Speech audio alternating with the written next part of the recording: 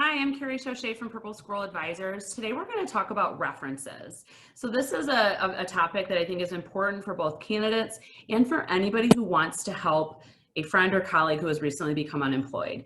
We had a situation just last week that happened that really made this topic come top of mind, and that was that we had a candidate we were working to place, and their references literally could not call us back faster.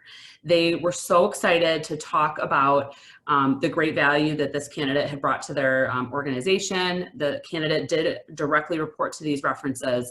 But what I found really interesting about the references, it was also a guide path for how you're going to get the most out of this employee. So he said something along the lines of, if this organization is ready to change, then you should hire this candidate because he's going to challenge your thinking, he's going to innovate, and he's going to improve processes.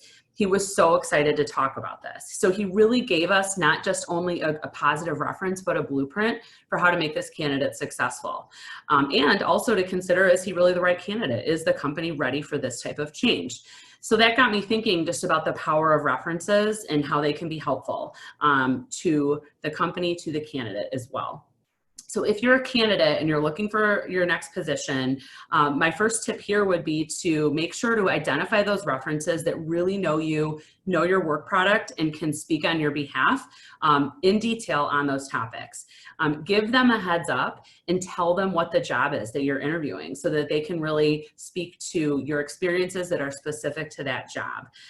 So definitely give them a heads up, let them know what it is, and think about your references in the context of like, who knows me best in terms of this job specifically. So, you might have different references for different types of positions. Now, on the other side of the fence, if you're somebody giving a reference, think about ways that you can help that person be successful in their next role. Give the reference checker those tips that are going to ensure your friend or your colleagues success in the next position. And then also call back quickly if you can, because this is a great indicator that you're ready, willing, and excited to provide the reference. Sometimes references can be seen as a box checking exercise. Somebody calls back 3 days later and they kind of give you short, one-word answers. If you don't get the excitement, it's just not going to elicit the same response. So these references made our client excited and they were ready to move forward with a phenomenal offer when they heard what that reference had to say. So that's just one example. I hope this is helpful, and please reach out, drop a comment if you've got any other ideas on topics that you'd like to hear about from my team. We are here to help. Thank you. Have a great day.